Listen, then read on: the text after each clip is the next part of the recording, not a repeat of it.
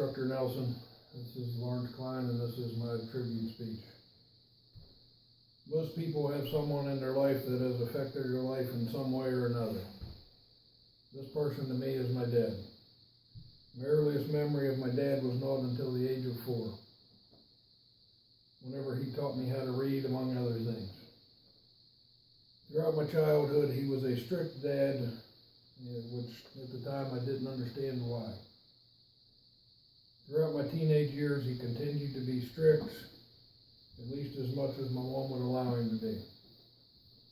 From later in my childhood and throughout my teenage years, I rebelled against him greatly. He still pushed me to be a better person and a better student. If you ask someone on the outside looking in if he succeeded, most would have said no, because of the way I rebelled and I was always getting into trouble in some way. After I graduated high school, I had no plan or direction of what I wanted to do in life. I was still living at home at the time. I did, however, work many jobs. My dad still tried to push me and make me do the things that I needed to do. I was still rebelling against him at the time and didn't even know I was doing it.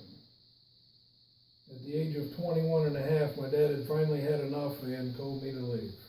He essentially threw me out of the house. The first thing you need to understand is that my dad is actually my stepdad. I knew my real father, but he did not do what he should have done as a dad. My stepdad was only 22 years old when he came into my life. He did the absolute best he could do to raise me under the circumstances.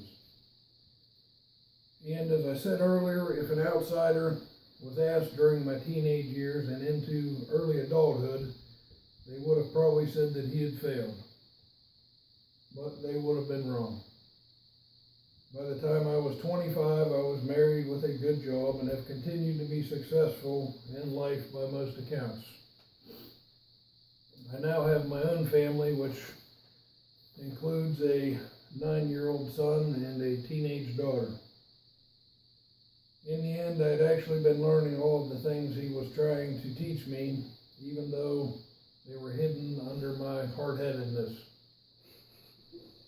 Everything that he had done for me was because he had always thought of himself as my dad. I now see and understand the difficulties that a father must endure in life and why he did the things that he did. So to my dad, thank you for all that you have done for me throughout my life. Thank you.